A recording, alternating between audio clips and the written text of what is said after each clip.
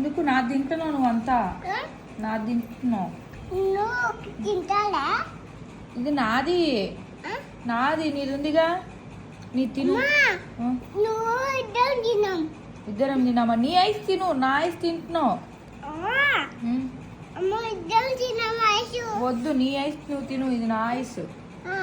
తిను ఓకే నువ్వు తినేసే నీ ఐస్ తిను నా తీసుకోవాకు ఓకేనా